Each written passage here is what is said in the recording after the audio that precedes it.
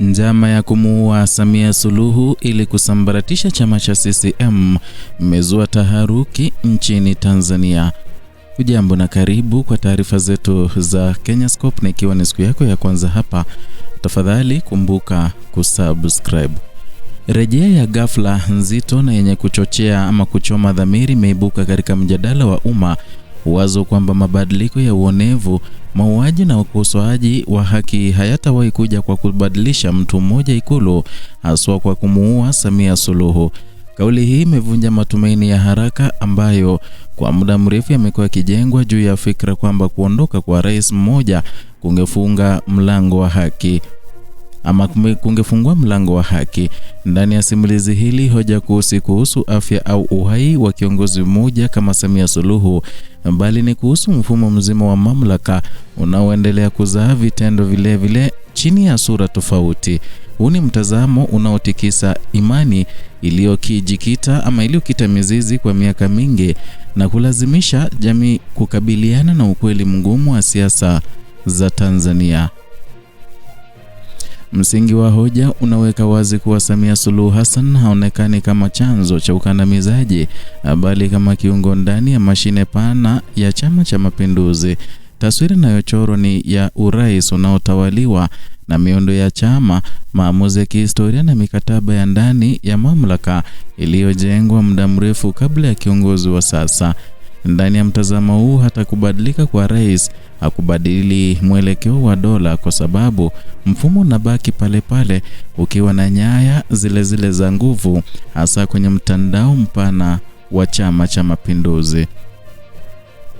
Hoja inapoelekea kwa makamu au murithi anayetajwa kama Ridhiwani Nchimbi, simulizi inaongeza kuwa kwa kina cha historia, uteuzi, upanuaji na upangaji wa viongozi wakuu ndani ya CCM umeelezwa kama matokeo ya ushawishi wa marais waliopita, hususan Jakaya Kikwete, na badala ya mapenzi ya viongozi walioko madarakani kwa wakati husika. Hapa urais unaonekana kama kilele cha piramidi ambayo msingi wake umejengwa na chama na si mtu, na matokeo yake ni kwamba mabadiliko ya uso hayabadilishi mwelekeo wa nguvu.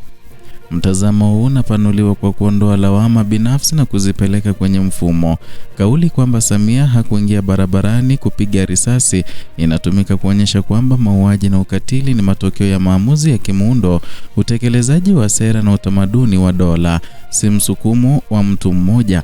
Na polisi, vikosi vya ulinzi na taasisi za dola zinaelezwa kama vyombo vinavyotekeleza mwelekeo wa chama tawala, chama cha CCM. Na hii inafanya hoja kuwa pana zaidi, ikiguza dhana ya uwajibikaji wa taasisi badala ya lawama za mtu mmoja. Historia ya maandamano inatumika kama ushahidi wa mtazamo huu, na kwa muda mrefu Tanzania bara haikushuhudia maandamano makubwa ya kisiasa yaliyotafsiriwa kama sababu ya kutokuwepo kwa mauaji ya wazi, lakini hoja inadai kuwa ukosefu huo hauko ishara ya utu au uvumilivu wa CCM, bali ni matokeo ya mazingira ambayo hayakuwahi kujaribu uvumilivu wa dola. Mara mazingira yanapobadilika, uso halisi wa mfumo ulijitokeza.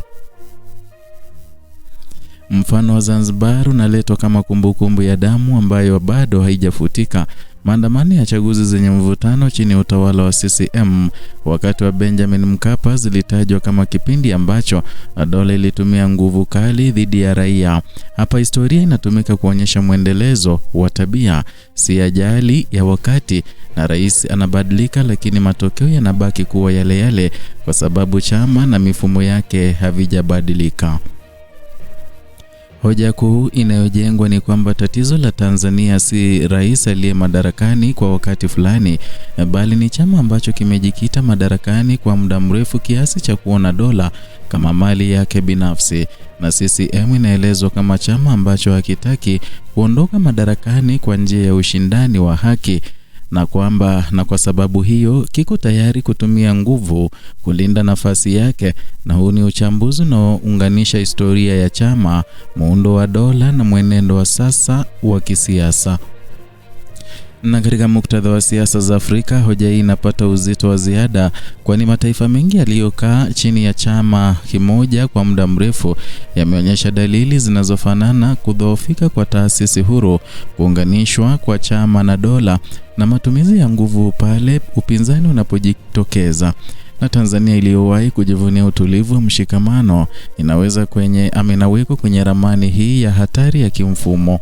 Mtazamo huu pia unakosa kile kinachoelezwa kama kumpa Samia umuhimu usiofaa, na kiongozi mmoja anapofanywa kuwa kitovu cha lawama au matumaini, mfumo unaendelea kufanya kazi bila kuguswa. Na hoja inasisitiza kuwa kumlenga mtu mmoja kunapunguza nguvu ya mapambano ya kweli, kwa sababu mizizi ya tatizo inabaki. Na hapa fikra ya kubadilisha mindset inakuwa silaha ya kisiasa kuliko maandamano ya hisia. Mapambano yanapohamishwa kutoka kwa mtu mmoja kwenda kwa chama, wito unakuwa umoja wa kitaifa dhidi ya mfumo mzima, na hisi kauli ya kulenga watu binafsi ndani ya CCM, bali ni wito wa kukabiliana na itikadi ya muundo unaoruhusu uonevu. Ndani ya simulizi hili, ushindi unaelezwa kuwa haupatikani kwa chuki ya mtu mmoja, bali kwa mshikamano wa wananchi wenye ufahamu wa tatizo la msingi. Na kwenye mtazamo wake, Mange Kimambi ambaye ni mwanaharakati anayeishi ughaibuni alisema kwamba Watanzania anawaomba waondoe ile mentality kuwa kifo cha Samia kitabadili uonevu, mauaji au ukosoaji haki. Rais is nothing but a puppet of the CCM oppression. Samia akifa leo, atakaeshika nchi ni Nchimbi, ambaye naye kaekwa hapo na Kikwete na nguvu. Samia hakumtaka Nchimbi hata kidogo. Kama mgombea mwenza ni Kikwete, ndio kamukwe nchi hapo. Kwa hiyo hata Samia afe, mziki ni ule ule. Samia hakuingia barabarani kupiga watu risasi, ni system ya CCM ndio iliingia barabarani na kuua Watanzania. The only reason CCM ilikuwa haijaua watu ni sababu tulikuwa hatujawahi kuandamana. Mkitaka kuamini nilichosema, Zanzibar walipoandamana CCM chini ya Mkapa iliwaua kama mbwa. Na nachojaribu kusema ni kwamba tatizo sio rais aliyeko madarakani, tatizo ni chama cha CCM hakitaki kutoka madarakani. Matter of fact, ushindi wetu utakapopatikana kama wananchi tukibadilisha mindset, badala ya kumchukia Samia tuichukie CCM na vita yetu iwe dhidi ya CCM.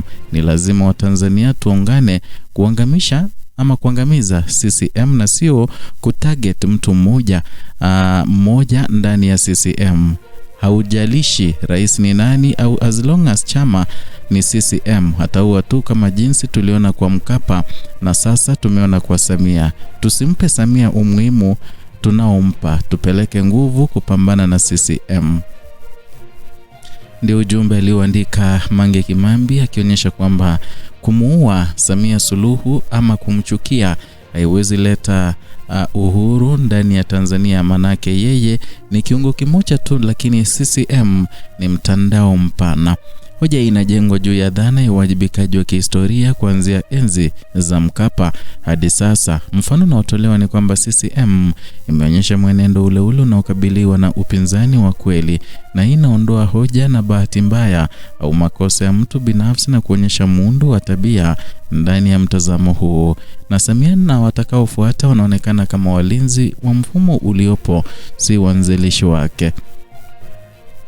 Na katika mazingira ya sasa ya teknolojia ya mitandao ya kijamii, kauli kama hizi zinaenea haraka na kuathiri mjadala wa kitaifa. Watanzania wengi, hususan vijana, wanaanza kuhoji simulizi rasmi na kuangalia historia kwa macho mapya. Hii inaongeza pressure kwa CCM kama chama tawala, kwa sababu kumbukumbu za zamani hazifutiki tena. Zanzibar, maandamano na mauaji ya raia yanabaki kama alama zinazoweza kurejeshwa wakati wowote katika mjadala. Na mtazamo huu pia una athari kwa namna jumuiya ya kimataifa inavyolitazama taifa. Washirika wa maendeleo na haki za binadamu wamekuwa wakitazama mwenendo wa Tanzania kwa makini, hasa inapokuja kwenye uhuru wa kisiasa na matumizi ya nguvu.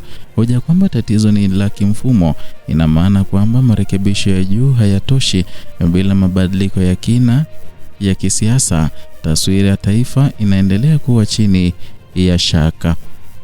Kwa ndani, hoja hii inatoa changamoto kwa wananchi au inawaondoa katika eneo la faraja la kumlaumu kiongozi mmoja na kuweka mbele ya jukumu gumu zaidi la kukabiliana na chama kilichojenga mizizi katika kila kona ya dola. Na huu ni wito unaohitaji ujasiri wa kikatili, mshikamano wa subira, kwa sababu mapambano ya kimfumo hayana matokeo ya haraka. Ni hayo tulikuwa tumekuandalia kutoka hapa Kenyascope, channel yako pendwa inaokuletea taarifa hizi na zinginezo kwa kina bila kuyumbisha wala kupindisha. Zidi kuwa nasi kwa kusubscribe, kulike na kushare video zetu.